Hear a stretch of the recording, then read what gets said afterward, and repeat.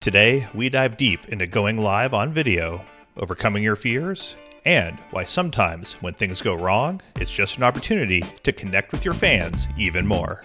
Take it away, Kathy. That's what takes a video from being just you showing somebody how to do something to you really reaching in there and you're like there with them. Hey there, I'm Jason Logston, and this is Makin Bacon. We're all about helping you serve your fans, grow your income, and get the most out of your blog. One of the biggest challenges bloggers and creators have is connecting with our audiences, of letting our personality come through and making our fans feel involved and connected. But one of the best ways to do this is through video, especially live video. But between technology concerns and our fear of messing up, especially live, many bloggers shy away from it. But today's guest is the perfect person to give us that boost of confidence we need to get out there and connect.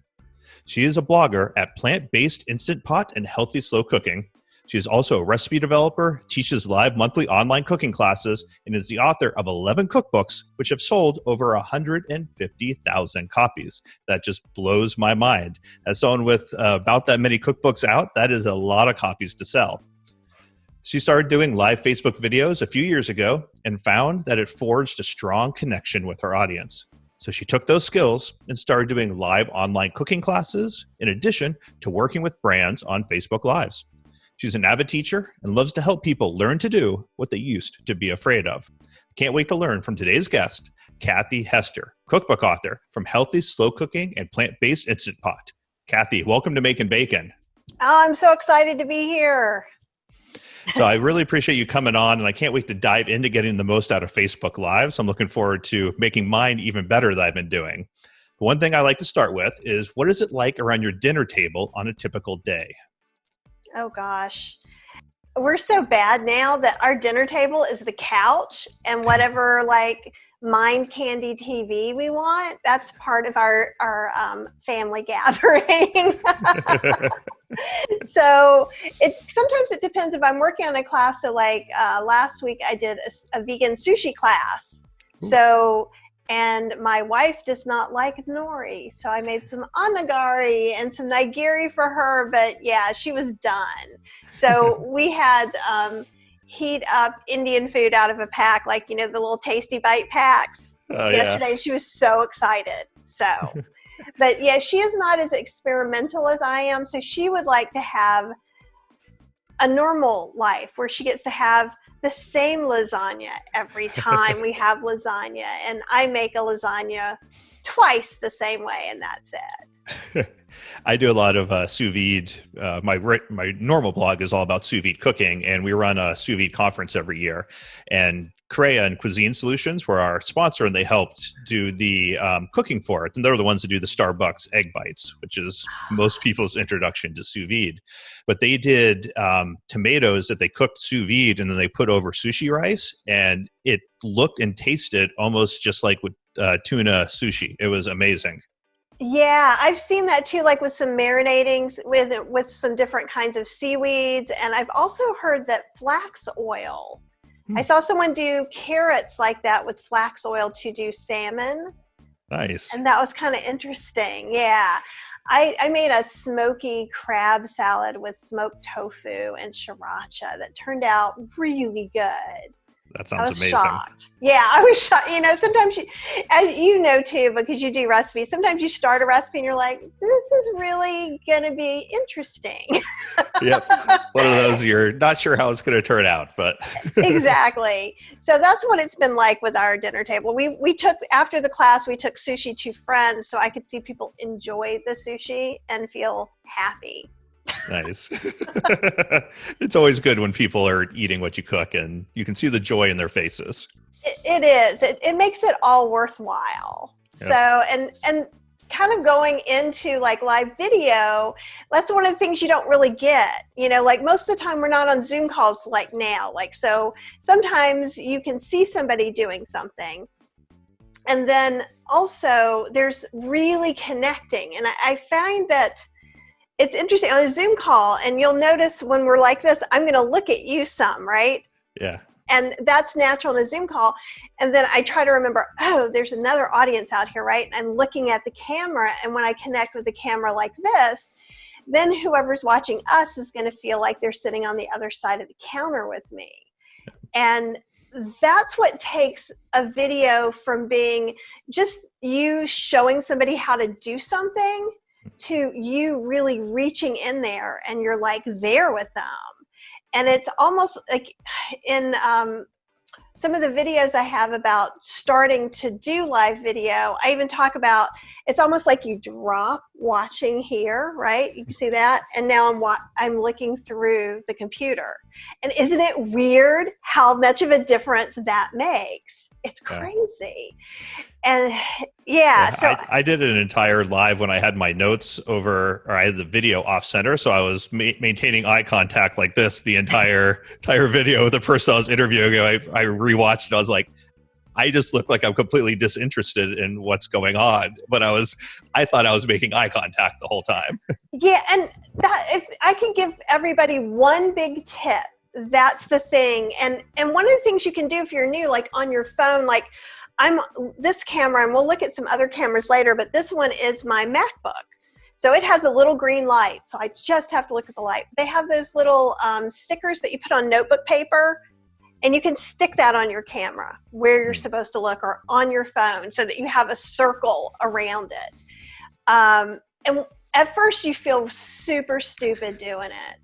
And it feels weird to me right now doing it while I'm on Zoom because I'm like, I've got kind of like one eye on you to the side view, one over here.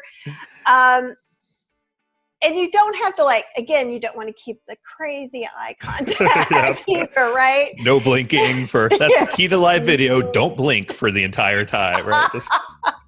I would pass out. My classes are like over 2 hours long. And when we were talking to you, you mentioned kind of making mistakes live. And the thing is we're people and people make mistakes. And it just makes you more real and more accessible. So even if people who are watching who have never seen me before, already they've gathered some things about me and probably have decided if they like those things or not. And it's okay either way, right? We're not for everyone. Obviously, I'm not super professional. I'm like, this is my professional shirt because it doesn't have graphics on it or Harry Potter on it. I'm super casual, super inviting, super inclusive is my brand. And so for me to try and be perfect or to try and go, oh, well, that didn't happen. Like I seriously had lumpy gravy one class. Like it just, sometimes I'm making, like if I'm doing an Instant Pot class, I will literally have 4 Instant Pots going at the same time. Like it's a lot of multitasking. Yep. So sometimes something goes wrong and I could have been like, oh my God, I'm so embarrassed. My gravy's lumpy. And then I went, let me think for a second. If someone said right now I had lumpy gravy, what would I do? And I'm like, let's put this in the blender. Because it's like a no-brainer and it worked perfectly. And now instead of them going away from that class going, oh my God, that Kathy girl doesn't know how to cook, they're like, look at that. I don't have to be scared of lumpy gravy anymore because I've got a solution if that were to happen. So now I can be brave and make all the gravies I want because I have the solution. Yeah, it's amazing how little issues like that can really be learning experiences for everyone in the class. And just to see because so many people would get lumpy gravy and they'd be like, oh, like dinner's ruined now, and they start to panic and they see you get lumpy gravy. Like, okay, one, that means that I'm not doing something horribly wrong and a bad person because I have lumpy gravy. Then you're like, oh, lumpy gravy, let me show you how to fix it. They're like, next time I get this, when my in-laws are coming over or something, I'm not going to panic because Kathy showed me how to fix it and she was calm doing it. So I know I'm not a failure in the kitchen. Right.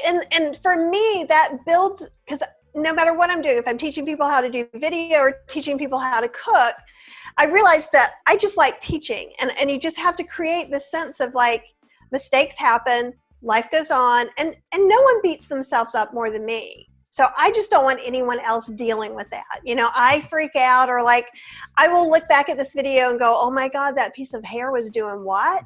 You know, like we're all obsessed with how we look. And the thing is when, especially when you're doing food, what we're doing is we're giving gifts to our people. We're giving inspiration and recipes and knowledge. They don't care what our hair looks like. And if they do, they're probably not watching us anyhow. They're watching Food Network where someone got like done up by the makeup artist and all that.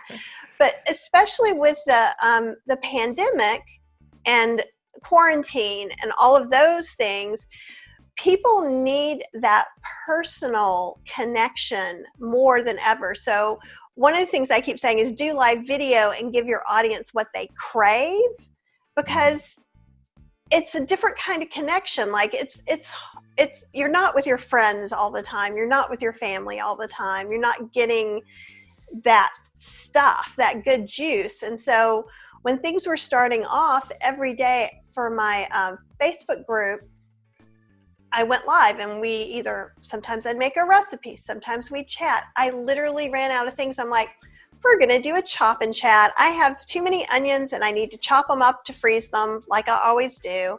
We chopped onions together, me and like 15 people, for 3 hours and chatted.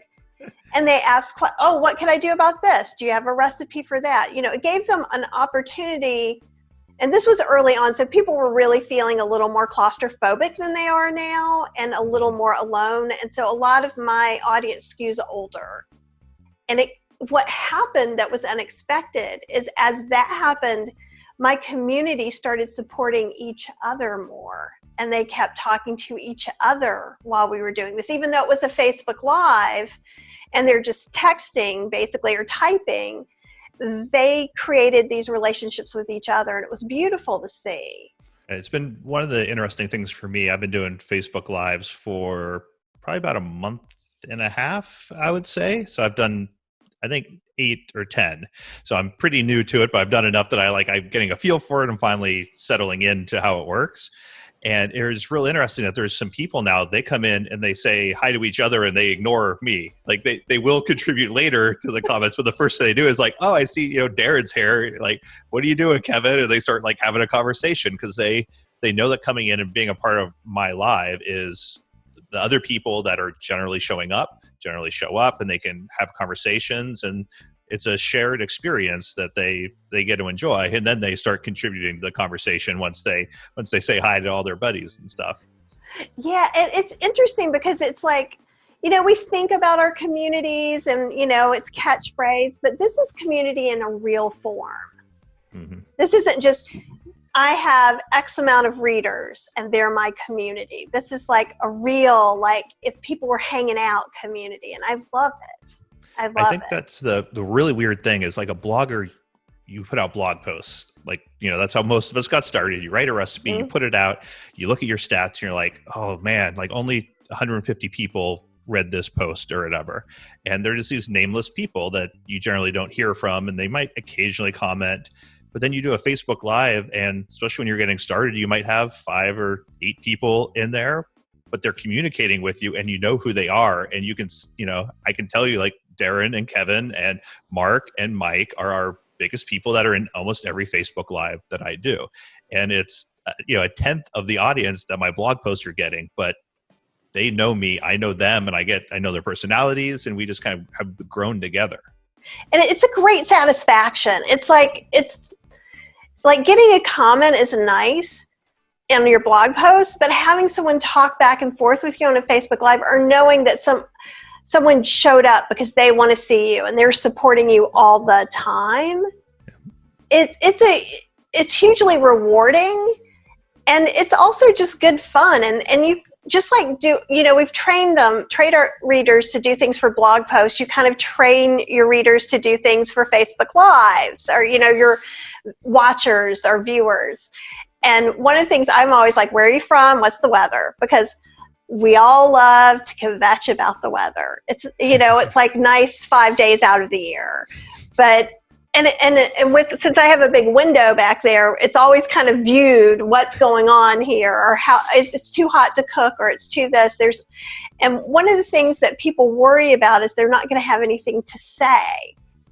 And some people do write scripts, and I am not anti-script in any way, but I am not a script follower. So I would spend all that time and make a script and still go off script. Yep. So, and that was my kitty saying hello to your audience. And nice. That's something, one of the things people worry about too is like, oh my God, my dog's going to bark, my cat's going to do this, my kids are going to do that. And people love it. People go, oh, this is Moxie, but the dog barks a lot. Oh, Max must see the mailman. These are the comments I get. And last night I did an unboxing and our pet water fountain went dry and it makes this horrible noise, and then so I'm like, and then Max is like, and I'm like, I had to run over, take my water and throw it into the thing. It was very exciting. And no one is going to say, well, I'm never going to watch her again. They were like, wow, this is like reality TV. All the things are happening. And so I just want to encourage everyone to know that mistakes are going to happen. And I had someone pull into the driveway who just sat in the driveway. And so the dog was going to bark until I went outside and said, hey, dude, what do you need? Why are you here? And so it's very different than TV. So TV, you have certain rules, you do want to wear certain colors. You do want to do certain things. And I find that for here, and like, since I'm still kind of feeling my way around my live video brand and how I'm different. So right now I like I was telling you, I wear a colored solid shirt right now. But with my cooking stuff, I'm a big Harry Potter fan, and I have 6-year-old women who don't care, but love to see what shirts I'm going to wear. They're like, oh my God, that's the best shirt ever. And so because that is me, I am a middle-aged lady, but I do what I want. And so it's a perfect opportunity for branding as well. Yeah. And if you are a super business uptight person, if you can learn to let go of some of the possibilities of things not falling exactly the way you want it to be, you'll have a more successful life.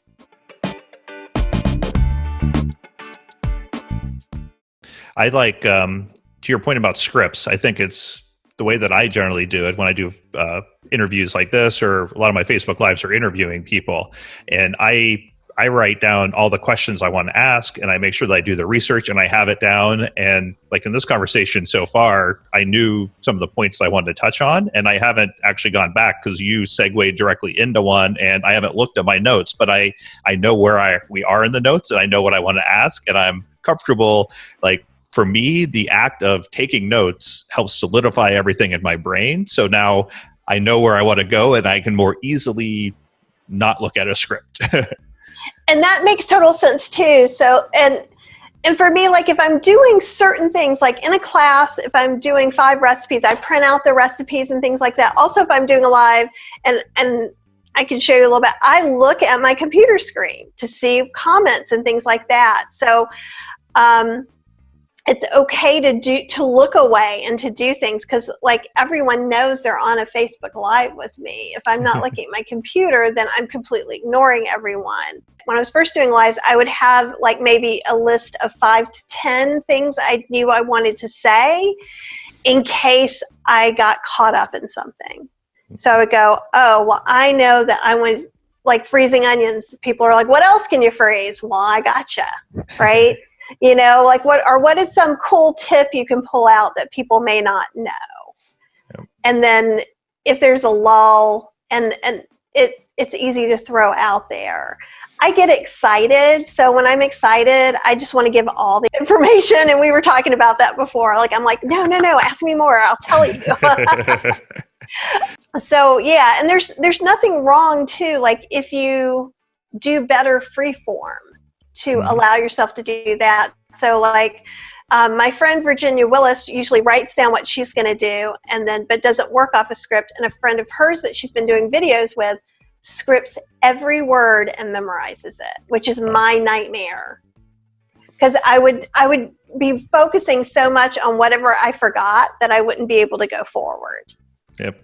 I used to do that for recorded videos. I would have everything written down. And even when I do recorded videos now, I just do an outline, and it makes it, at least for me, it makes it so much more natural that I know that my talking points, but I am putting it in my own words in live time, not just trying to read it and put emotion into a script that I've done.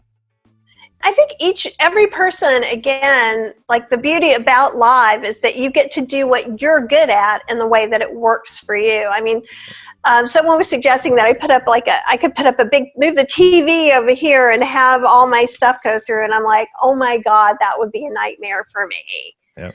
Because I would be keeping up with that. I wouldn't be checking with the questions. And I feel like my thing is, oh, you want to know, you don't eat these 8 things. Here, let me tell you how you can change each 8 thing out in this recipe to make this for you. Because that's what I do well.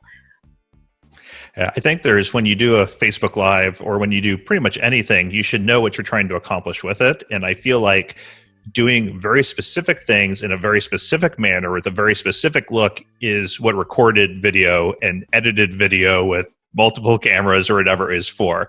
Facebook Live is, in my opinion, more for connecting. It's for interacting with your audience. And so it's less about saying the right thing all the time or seamlessly having a stream of consciousness. It is, occasionally just looking over the side and being like, oh, let's see who we have here. And so said hi. Like, oh, no, where was I? Let me check my notes, everyone. I was, it was fun catching up, but I forget where we were. And then going back, like, nobody cares. Yeah, exactly. Nobody cares. I'm like, I'm a middle-aged lady. I seriously will be like, do you guys remember what I was talking about? Because I just forgot. And someone will go, no, you were talking. Oh, yeah. Okay, let's go on. And so it is like a conversation with a friend. It's a conversation over coffee, or it's just this like real casual thing. And what I love about live video versus edited video is exactly that, no editing. Mm-hmm. So while you do have to get used to making some mistakes and being okay with them, owning them, being out there, it takes hours less time to do that. I keep my studio set up in my kitchen all the time, so I literally can go live. I just turn on a button, my lights come on, and sync everything up together. And I will say, even if you just have some lights that you move in or out, or you're fine with your lights, or you have a camera you move in and out very easily, you're going to be more likely to do it. If you are able to at all to have a setup and leave it there, it's a lot easier, and it's the more you do it, the better you will get at it. So it's like, I always, like, people say practice makes perfect, and I think that's BS. Practice makes progress. As long as you practice, you're going to get better. And and part of getting better with live video is getting through your own personal barriers. And it sounds weird, and it sounds all like, touchy-feely, but, there's a reason that you focus on your appearance or how you said something. It took me 2 years to not hate hearing my voice. So I was like, oh my God, I sound like Minnie Mouse. And now I'm like, I've heard it enough that it doesn't surprise me anymore. I'm like, it doesn't sound like Minnie Mouse to me anymore. I'm okay. I'm okay as a human being now. Or I was saying guajillo wrong for a while, because a nice Hispanic man did not want to correct me. And I had to ask him because I wanted to be corrected. Because I cook a lot of international foods because I love the ingredients, and it's so amazing, and the flavors, and I get excited. So lots of times I have to ask people, or I might say, somebody came on and their name truly was Denine. It was Denine. And I'm like, it could be any of these 3 things. And I said, and I apologize for whatever it is that I'm saying wrong. And then they came back, and it's like, it's okay. So it's okay to mispronounce things. It's okay to be a regular person. And we all have our childhood 3rd grade fears of talking and doing this, that, or the other. And those are all little barriers. So like in one of the classes I teach is a 4-week class for, I say, live video for the shy and reluctant. Shy because maybe you just don't want to be on the camera. Yep. Reluctant because maybe one of your barriers, and a lot of people's barriers, are like, well, I don't have $5,000 to spend on equipment to start doing live video. Well, you don't need it. You have a video studio in your pocket with your phone, right? Yeah. I feel pretty strongly about this question, but I'm curious. I want to hear your answer to it. Okay. in your opinion, what did somebody need if they're say, I'm interested in trying out some live stuff? What do they actually need technically to get started with it? Honestly, so in the 2 classes I teach, we do it on the phone. So obviously you need a smartphone with an internet connection that's new enough. It doesn't have to be 4K phone. It doesn't have to be the latest iPhone. But a lot of people have iPhones that aren't doing video and say, I don't have anything to make video on. And I hate to tell you, but you do. Yep. You really do. I agree fully with that. Right. Yeah. Because again, we're not going for perfection. And like I said, right now, we're on my MacBook camera. See? Middle-aged lady. There you go. And it's a 720. It's not even a 1080 on MacBook Pros. Yep. But the reason my 720 may look a little better than yours is because I'm lit really well. Mm-hmm. You know, so lighting and a tripod or something to set it up on. Actually, give me 1 second. Around the corner. You don't even need a tripod for your phone because I bet you got one of these at a food conference like I did. Oh, yeah, the Side Chef. Yeah. Oh, sorry. I wasn't even trying to brand anything. Just all right. Because then even you could put it up high on boxes. And then that way it's just stable. Because the only thing you don't want to do is pile it up and then have it plop over. Yep. But even just something super cheap like a piece of plastic like this, I also, and I've kind of got this set up for that. I have a little Manfrotto, and we'll see if that ends up being set up where I wanted it. So having something to stabilize it a little bit, you can get a proper tripod or something, but what I want is for people to get into this with the easiest way possible. So if you've got a phone, you don't have to get something fancy, but I think you can probably get this at the drugstore or somewhere for like $5. The next thing I would say is check your lighting and where you can get some nice lights, and lights can go anywhere from $100 to thousands of dollars. I do not have thousands of dollars worth of lights. I have a pair that cost me $100 and a pair that cost me $200. So, you know, and if you're not there yet, if $100 seems like too much money for lights, you can bring some lamps in. Yeah. You can, if you have one of those things that... I use an LCD thinker is $18. Excellent. And it's just plugged in and bounces off the wall. And that's a great thing to do too. So like I have lights up here, but then, and actually let me just... I'm jumping over to a different program. Let's see if you can sort of. And we'll, for all the listeners out there, we will put pictures of this. We'll take some screenshots and we'll put them on the show notes page. So if you go to makethatbacon.com/Kathy, they will show up there. Okay, awesome. So I just have those 4 lights, and they are actually, Cheryl's the best. They're on, when I bought them, they came with tripods, but we actually have them. We took the bottoms off, and she got some tiki torch things that go on the porch, $5 each. We were looking at these things that were like $70 each. They look the same, and they are connected to my counter. And awesome. So if you wear glasses, it's good to have it up high because, see if I look up a little bit, it's a little bit different when I have the camera set up. If you don't have glasses, you'll never, ever think about this. But you really can get some lights very inexpensively, or even just like those gooseneck, you know, like the college lights that'll probably be coming out at Target soon. Yep. A couple of those pointed around, and if you have a white wall or white ceiling, you can bounce off of that too, and that will improve a bad camera. I agree that all you really need to get started is some sort of camera that's connected to the internet, whether that's on your computer, whether that's on your phone.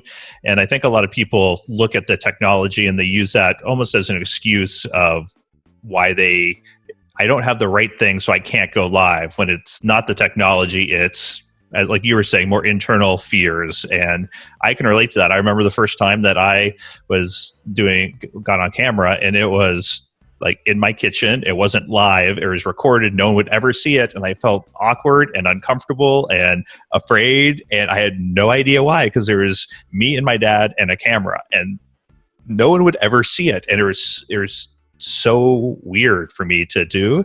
And now that I've done it and done it and done it and done it, I don't really even think about the camera anymore. But the only way you can get to that point is to do it and keep doing it more and more. The quickest way, there's two really quick ways to kind of do it if you've never done it before. One is to go live every day for 7 days. If you can commit to that, if you're like, that's a piece of cake, go live every day for 30 days. Even if it's Monday through Friday. I'll take it. I will. Because you're going to feel, even 7 days, after 7 days, you've done it every day, you've got your setup where you're going back and forth, or you have it set up, and then you're not thinking about, where do I need to put the lights? Where does the camera need to go? There's all this stuff you're taking out of the equation that's in there to begin with. Like the very first Facebook Live I did, I was using a phone and I didn't realize I needed a different app for my page. So, I mean, I have done all the mistakes, and all the mistakes are live on the web, should you wish to see them. So, and now I do kind of have a fancier setup. So it's progressed, though, over a period of 3 years, and it doesn't need to be a goal. There are people who have fancier, more expensive setups than I do. I mean, we could definitely do like a nuclear arms race with equipment. And I was just talking to Jason earlier about getting a new microphone, which is great for all my lives, but it's terrible for interviews because I can't hear the person asking me questions. So we learned that when we logged on for the pre-show chat. Thank God there was a pre-show chat. Like, huh? What? Can't hear you. But if we would have been live, we would have sorted it out. Absolutely. And as you can tell, I have no problems breaking the rules, going off set, grabbing something and coming back in. I've even talked to classes going downstairs to the big freezer. Mm-hmm. I was just like, yes, I forgot this. And I just talk and give them tips, and just, they're watching Max or birds out the window. I don't know.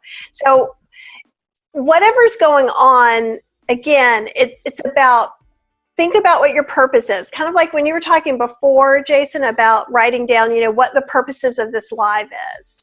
Mm-hmm. And I also want to come back to, you don't have to do anything hard. And this is the thing that it took me a while to figure out. I remember going into my group going, I just don't feel that good. I want to do something easy. Are you guys going to feel cheated if I show you how to make Cajun spice blend? Right? And they're like, no, we would love to know that. And it was one of my most popular videos. And I'm like, seriously? We put some stuff in. I did show the grinder because I felt super lazy. And I do like to grind my spice blends and talk about grinders. But I'm like, it could be the simple, most mindless task ever. I got a request. Let's freeze mushrooms. Okay, I'll show you how I buy mushrooms, and I chop them up and I freeze them. Right? And it seems like, are you kidding me? Who is going to watch that? But there were all different kinds of questions. Well, do I have to cook them longer? What does it do with the water? Like, they had some great questions, and I'm like, I never really noticed if there was a lot of liquid because I'm sauteing it. Yeah. So it's kind of going away. But people end up with these great questions, and I work with a population that has dietary restrictions. So like, I work sometimes with people who can't have salt, sugar, or oil. So doing a spice blend and showing them how they could make something seem salty without adding salt to a Cajun spice blend is pretty special to them. And it's the things that we know and that are easy to us. That's why they're watching us. Yeah, we're the experts, and your audience views you as an expert, even if you don't always see yourself as one. Like, that's the ideal audience, is people that know less than you generally. Earlier, you were talking about your brand and kind of establishing who you are on camera. And I think that's part of it as well, is like, what type of content do you want to talk about? And this isn't something that you need to, have a 5-page document written out about, this is what I'm going to talk about before I ever go live. This is something that you should, in my opinion, you should have in the back of your mind, and you should be trying to develop as you do lives to see what works, what doesn't, and kind of what direction are you slowly meandering towards, and then you can find what your brand really is as you move forward.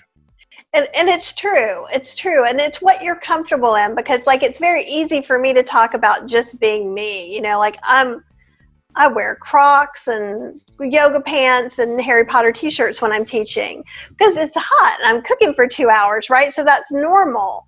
Yep. But it's also equally okay to be Virginia Willis with a signature lipstick color. Yep. Right? And that's like one of her things. And she's done a lot of TV. I don't know. I think you've probably met Virginia before, but I'm not sure. Yeah. Okay. She's a Southern cookbook author. You might be interested in talking to her, but we can talk about that later. But she's on an an upcoming episode of Makin' Bacon. We have a promise from Kathy Hester that I'll hook you up. But we taught a class together where I was talking about doing live video and she was talking about media training and doing things on TV. Because in some ways it's kind of funny to have that class, because in one way she's going to tell you all these rules and I'm going to go, nah. You know, like clean your kitchen. Like, so traditionally I shouldn't have any of this stuff up back there, right? Because it should be a clean kitchen for TV. But I'm not on TV, and I want people to feel like they're here in my real kitchen. Now, they don't get to see the real kitchen, right? This is me on a good day. Yeah. I pick up all the dishes before I do it. You know, like, this is my real kitchen in the back, but I made sure that we don't have dirty dishes sitting on the counter when we did this morning. Right. So there is some little bit of upkeep. And some people are like, well, I can't keep my kitchen clean all the time. And I just think that their kitchen is probably cleaner than mine. You know, like, and you can get away with a lot. Like, seriously, there are some dishes in the sink, but you're probably not going to notice them. Ditto. Oh, you know, put down.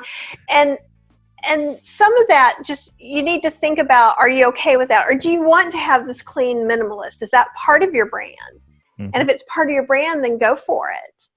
And honestly, you can use a green screen and do backdrops if you feel really moved to do that. I have a big kitchen counter. So this kitchen counter is probably 3 feet wide and I don't know, like 12 feet long. Like, and I'm 5'1", so like I'm always never getting across to it.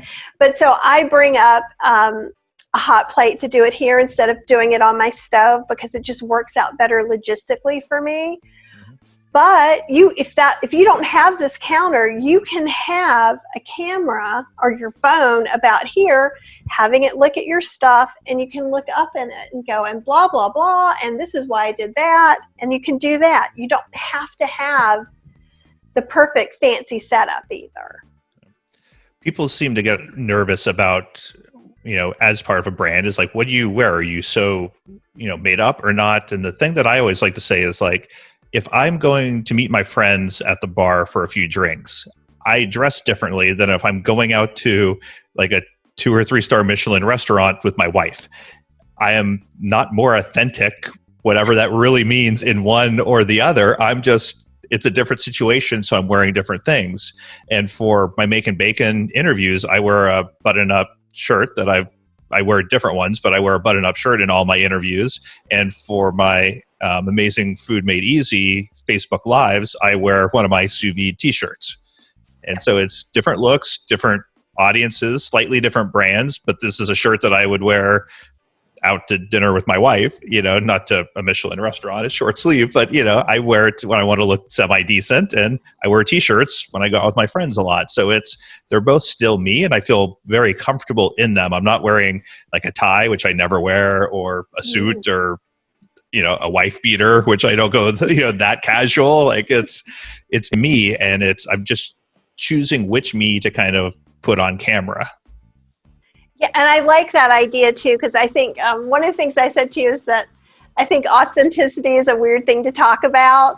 And I do, and because I always talk about, because eventually you have to broach authenticity, and I always think that's the weirdest blogger conversation ever, because if you have to talk about it, you're probably not being authentic. Yep. So, but being authentic is making mistakes. So it's all the things we're saying. If you can't authentically be perfect. Yeah. Right. And I do like the way, that doesn't mean you can't tweak things, right? And so I'm just as comfortable in this as I, like you're saying, as I would be in something else, like probably coming out in a ball gown. Now, what I could come out with is dressed up in my Harry Potter outfits. And I have done that before. But, it has to be right. You have to be making cockroach clusters for Halloween. I've done a video doing that.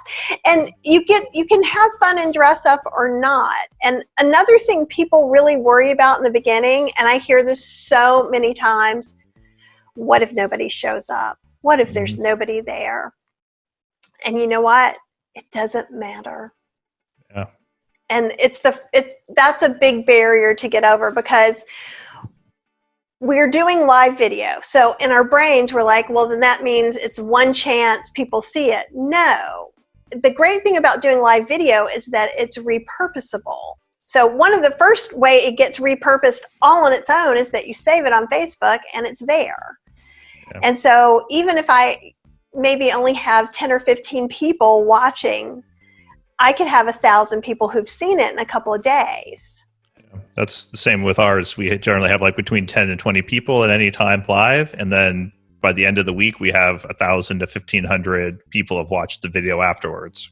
And I think that's really pretty typical. And I mean, I actually took a break for some lives for a few weeks, and I just popped on. And I'm like, nobody's going to be here. I'm going to do this unboxing really quick because I do Misfit Market, which is the grocery service that I get. They don't pay me or anything. It's just...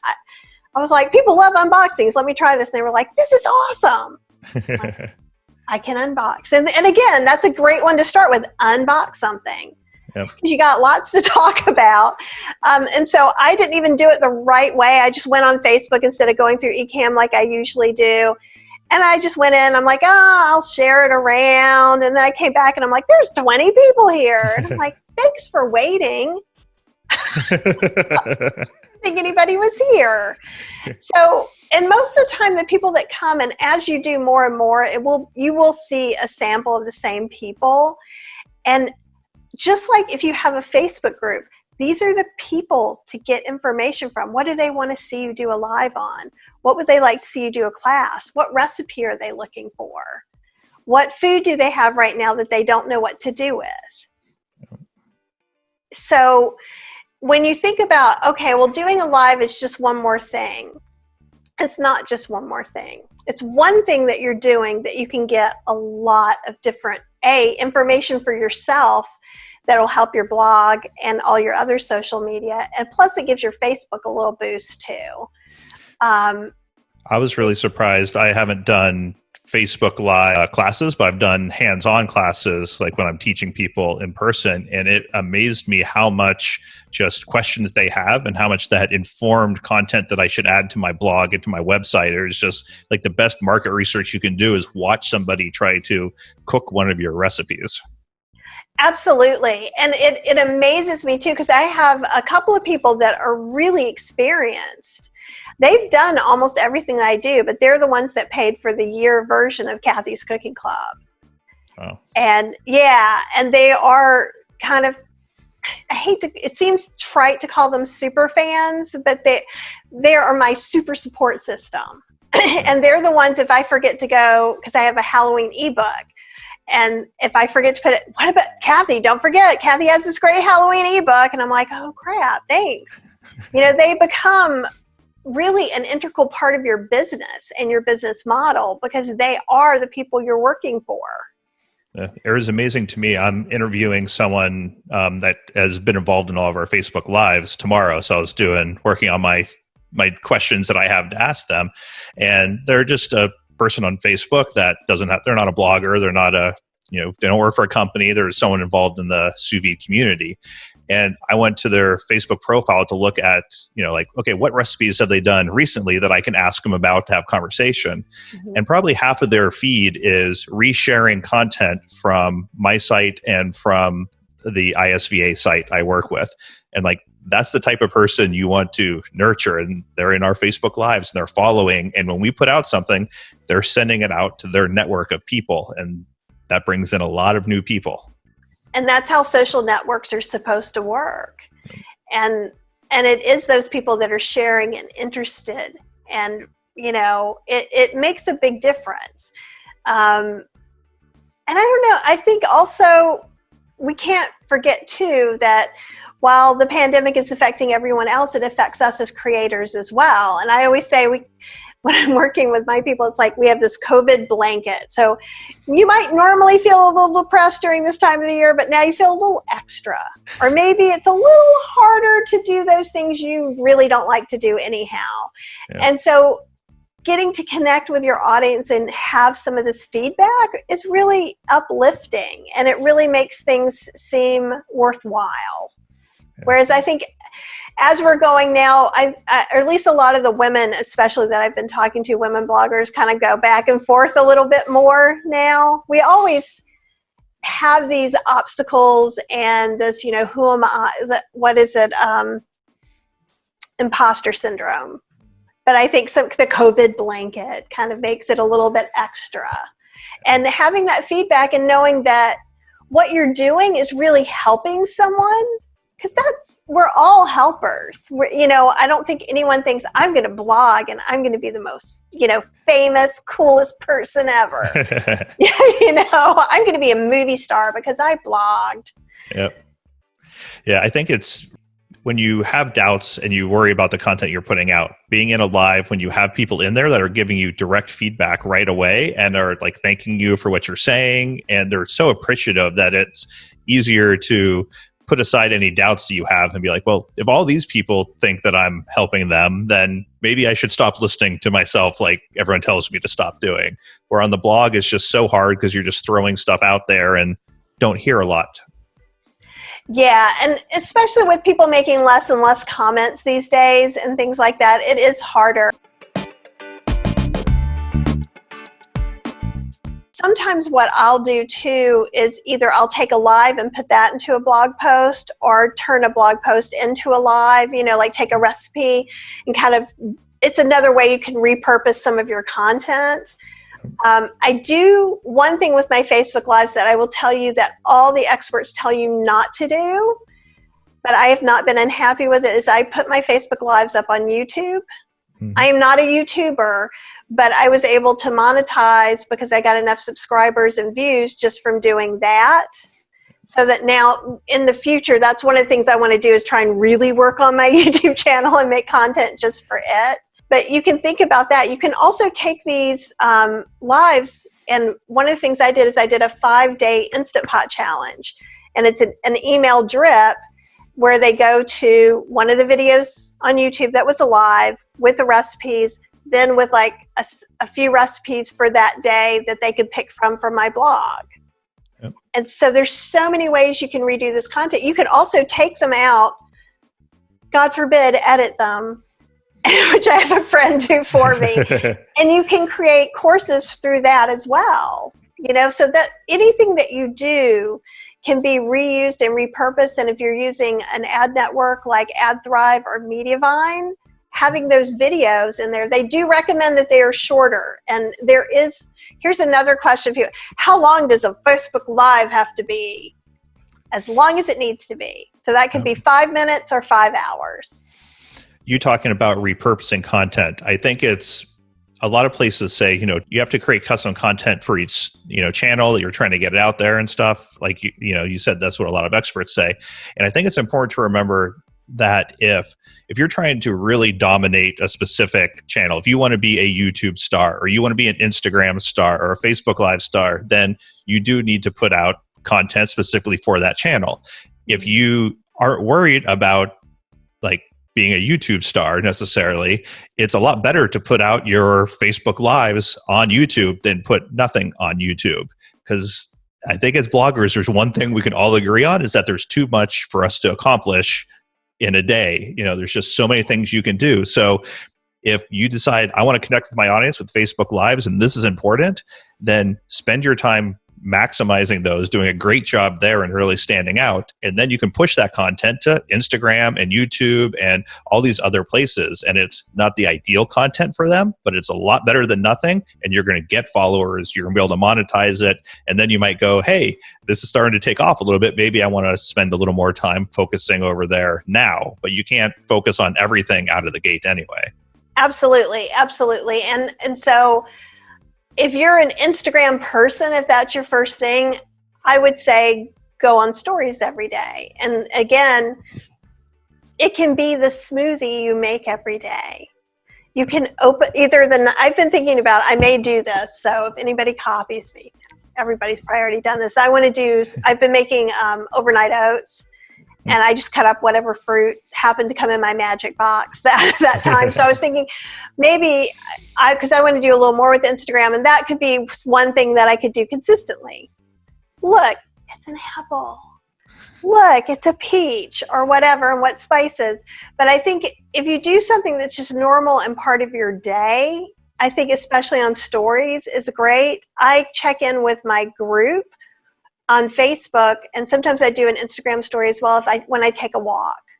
I'll take a walk, and then what I've been doing, and again, this normal times it is not appropriate for me to talk to vegan recipes, cooking with Kathy Hester about my walk, but I just check in and go, how's everybody doing? Today I'm trying to clear my head. I'm taking a walk. What are you doing for your self-care? Because it's appropriate. Some things are appropriate right now that have never been appropriate before for food bloggers. Yeah. And I think even if you just check in and you go in live in your group or your page and you go, hey, I just wanted you guys to know I'm thinking about you. I appreciate you. And tell me what it is that I can help you with. You got some vegetables? Do you need a recipe? You could stop it right there if nobody comes on and go back and read the comments and get more information. That will teach you what lives you can do and what posts to do.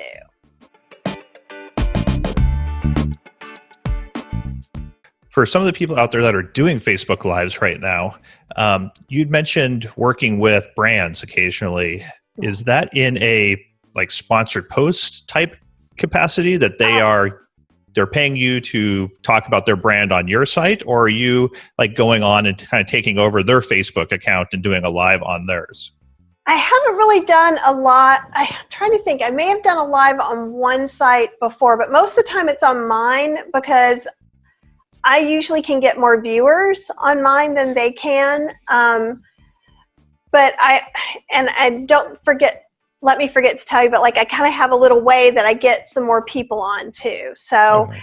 But usually I do it on mine, and it is almost always sponsored. There's sometimes if I'm an affiliate for something, I'm an affiliate for Milthy, and honestly, we're working towards a sponsored relationship. They're a new, younger company, but they have a good affiliate program. I think it's 15%.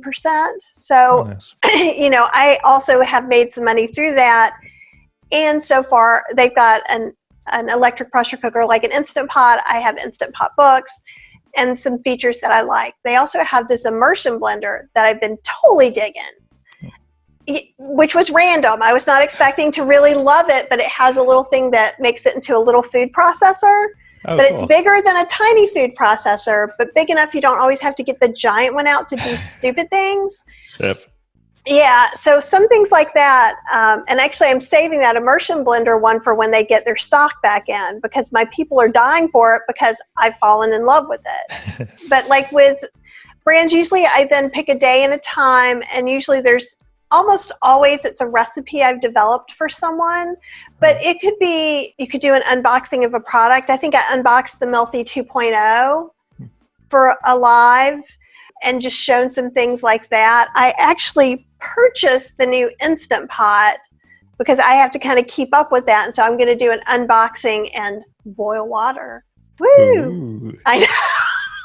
Or figure something, maybe we'll make tea or something, something contrived. But yeah, so I've done some things like that, and it's kind of nice to get that going. I've done some with Idaho potatoes. I'm talking to them about maybe doing another one. But people really like it. With Milthy has worked with a lot of different people about trying to get them to do things, and I think it's helped the community know their name more. Nice. But what you would do is if you're already pitching a sponsored post, just like you might add, I could do an Instagram story, also add as an option, for X amount of dollars, I can do a Facebook Live. Now I also put as part of that, and then that's going to live on my YouTube as well. So that when people are searching for certain things, that happens. It's just part of your sponsored post package that you're pitching a lot of people, and some people take you up on it, and it's a great way for you to kind of just add one more thing that makes you valuable to the brands out there that they might be interested in. Right. And then the same thing is then I have this reusable content of a recipe. So if I was going to do that, then I'm going to be putting that back in the blog post. Yep. And people will have that opportunity to see that. So it works out really well. So you said not to let you forget about how you drive extra watchers. Now, you can't do this on your phone. You can do it from your computer, and you can do it through a program that I use called eCam, which is Mac only. So I go in, and it has to be at least 10 minutes before, and you're doing it through, what did they just change the name to on Facebook? Anyhow, you go in, it's a scheduler, and you can go live right now, or you can schedule it, and they'll let you schedule it. I think it's 10 or 15 minutes is the closest you can schedule it. Yeah, I think it's 10. Okay. And so schedule it on a page or your personal feed. Yep. Okay. And then what happens is it puts up a thing going, Kathy's going to go live in 15 minutes or whenever I said, and the countdown, and you've gotten to say a blurb and a title. We did a showdown unboxing yesterday between two boxes. It wasn't supposed to be a showdown. And unfortunately, the people who did want to sponsor me kind of lost that one. But it's a win. You maintain your integrity, so. Yeah, it was like, it's $10 more to get these 6 pieces of produce or 8 pieces of produce versus this pile of produce that I got for $40. Like, watch the unboxing, see what's new, blah, blah, blah. So then I take that, comes up, and then if it's on a page, it's going to show your page icon. You're going to click that down and go to you. I share it on my personal feed because my personal feed is not personal. Some people's are. Mine has ceased to exist. I share it on my Facebook story. I share it on 2 other pages I have. I share it into at least 3 appropriate groups. 2 I own, 1 I'm allowed to. Sometimes, like, I did a Rancho Gordo unboxing, and I took a risk, which you shouldn't do, but I figured Steve wouldn't mind me just doing an unboxing, and I knew I was going to love everything because I love everything he does. And so he actually talked about it, and their people shared it. Oh, nice. So that's one way to kind of drum up some business too, right? And if you can do it, I do it too often, 10 to 15 minutes before I go on. If you can do it an hour before or something like that, that gives people time, and it'll just count down, and then it turns into the thing. And so even on the Facebook producer, you'll still be in that one weird little thing. And this just doesn't exist on the phone. They have 2 systems. You see yourself, and you can see comments and everything right there in one place. One of the things that I've started doing is scheduling it ahead of time, and then because a lot of the stuff I'm doing is like an interview, so I can tell you on Monday and Thursday for the next 3 weeks what I'm doing Monday at 1 and Thursday at 6:30. So I know this ahead of time, and even if you're just know that you're going to do a recipe, you can plan far enough ahead, schedule it, and then you can promote it in your newsletter. You can send it out a week ahead of time, like, hey, next Monday at 1, I'm going on, Facebook Live. And then Monday morning, you can send out another update to your newsletter and say, just a reminder. And it's a good way to get, another 5, 10, 15 people in there live. And then a lot of views, after the fact when people are going through and have time. But that's something that I've found to help out a lot as well. That's a great idea. And another thing I do too is I will go back and share older Facebook Lives. Don't forget, last year we made this summer vegetable plate in the Instant Pot. You can still watch that. It still works, right? And they're going to watch it, and they're going to click on the link to get the recipe, and so I get the view. And so, it all kind of comes around. Now, if you're doing it on your phone, and there's nothing wrong with it, and I wish that Facebook had a better there's you get some pluses for being on the phone that you don't get for being on the computer. Like you can do kind of like interviews on your phone. You can bring in another person where you can't bring another person in on through your computer. It's a little weird. Yep. But there are other programs. So like I said, I use Ecamm, and you can use Minicam is one that I'm testing right now because it works on all platforms and it works on like tablets and phones, and you can add extra cameras onto it. I'm just starting to test it, so at this point I can't wholly recommend it, but price-wise, it's like $120 for forever. Oh, nice. Ecamm is not that expensive. It's like $20 or $25 a month, and you get a lot.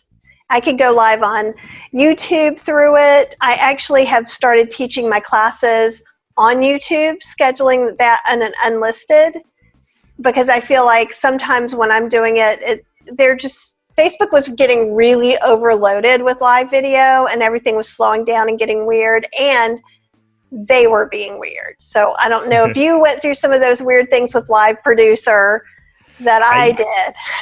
I've used StreamYard to do mine, because with doing interviews with people I record on my computer, and I have a little webcam, and you can't interview people anymore on Facebook through the computer, so I had to use a different software. So I use StreamYard, and it's very helpful if anyone out there is interested in interviewing people, that you just send them the link. It's like Zoom basically, and they click a link and they can, through the browser, through their phone, they can log in, and then you have control over adding people to the feed and a little bit of graphic control. It's nowhere near as powerful as Ecamm is, but it's for one of those things I was like, I'm going to go for the easiest thing, so I don't have to worry about the technology, and then if I need more functionality, once I'm comfortable with this, I can then upgrade to something else, but I'm starting off as simple as I can. Well, and StreamYard is used by a lot of people that have PCs, so there's nothing wrong with it. I started with Ecamm. Like, I was with Ecamm before it was a monthly fee. And I love it so much, I've upgraded, so I now pay the monthly fee.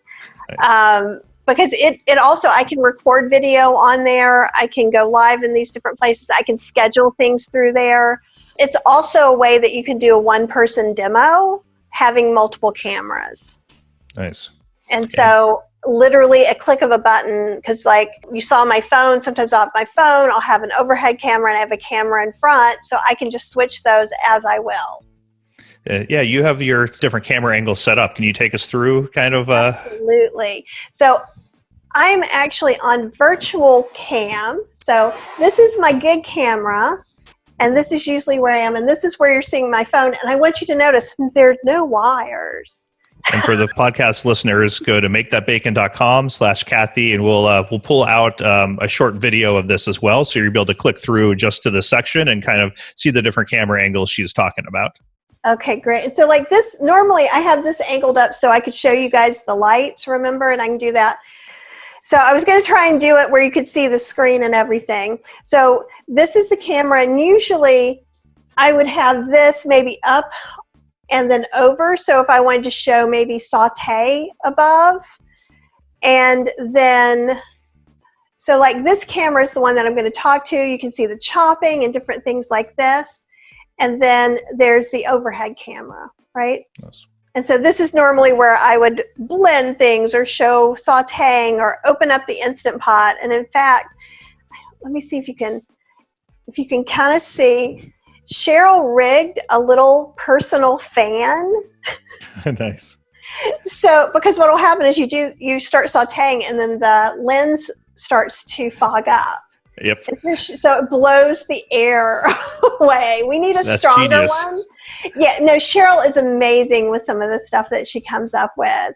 So with that, I mean, that gives me a lot of room. And I actually had the camera set up over by the sink when I was doing a tempeh video. So I wanted to show people what the black beans looked like out of the can, which I know seems silly, but with tempeh, like the only way you can make sure you're having no fail tempeh is that your beans are cooked perfectly al dente.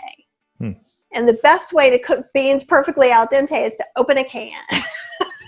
Not really. There are other ways. But like if your main focus is tempeh, so we did two kinds. We did one where we started black bean tempeh from a can, and that way they could really see a close-up of what that was looking like versus how I make home-style beans. I'm from the South, so I cook my beans down to like mush because that's the way I like them. So, and hopefully that helped a little bit as far as the angles. And I'm sorry, I didn't realize that I needed another permission for eCam, but what you see is I see what you guys see, big, and then I see each camera as a little square, and I literally move my mouse, click, click, click. That's how I change my camera angles. And it's also in eCam, you can do things like I could have different scenes. So I could have one camera where it's really zoomed in on something, and so you can do different things like that too. It's an amazing program, and I've made it central to my business. So awesome. That's about all I can say about that. But if you haven't got started yet, pull out your phone, go live on your phone, and then down the road you can go through all of this. Absolutely, because the thing is until you're comfortable, it doesn't make sense to upgrade to, and I am just like everyone else. I will make excuses to buy fancier equipment before I can even, because I have a Sony A7R II. It's my front-facing camera with a really nice Sigma Art 35, which is why that camera looks so much better than this one, right? But you know what? Before that, we were using GoPros. Yep. I used GoPros for a couple of years. We used some webcams before that. I used a phone, and I would run on the other side, run around and slide in so that I could be on this side, which is the worst thing ever because, again, 12 feet long, 5 feet tall, and I'm jumping over wires for lights and stuff. And I would come in front of the camera and look like I was terrified.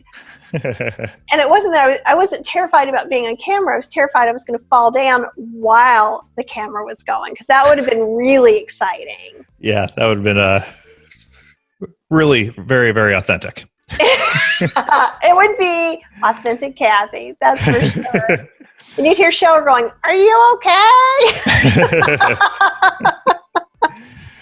So people that are interested in getting more information and learn more about going live, you have 2 courses available, correct? I do, and they're near the bottom. So right now my classes are on Podia, so kathyhester.podia, Podia.com.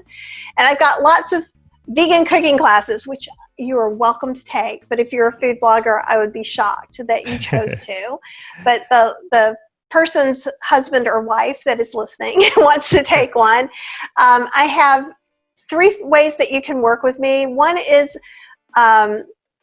jump into live video using your phone, and that is a take as you want recorded class. You have homework and things. It's like 18 short videos, and I show you step by step what it looks like to go into Facebook and do it, what it looks like to go into Instagram, and all of it is phone-based, so you're seeing the phone screen and everything. The second class is longer. It's a 4-week class called Live Video for the Shy and Reluctant.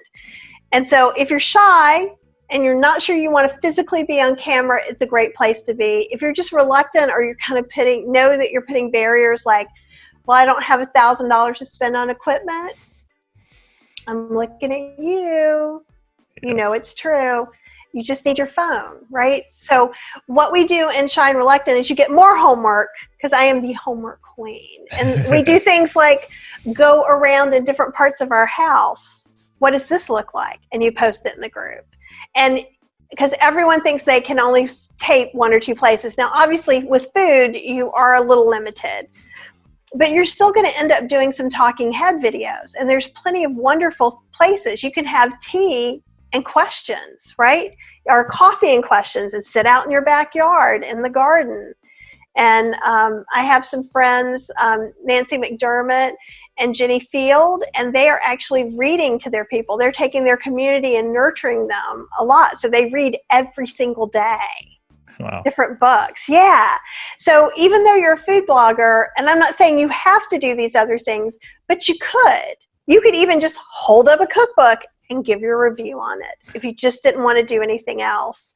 And then you can work with me privately as well. So I do consults, and so you can get a half-hour consult through there as well, and we can set that up, because I can work with you either on the very beginning, or if you're looking into trying to get some equipment, or you can go to kathyhester.com, and I have a list of equipment. I haven't updated it with my new mic yet, and it's just going to keep being updated, and you can get an idea. There's no one right way. Jason's going to have a different list than I have, than Adrian Salisbury has, than every single person. And so there's no one right way. Know that too. I think that's great. And that's one of the benefits of starting off simple and then figuring out what you specifically need, what type of videos you are actually doing, and then getting the equipment down the road that accomplishes what you're going to use it for, not what you think you might need in 5 years.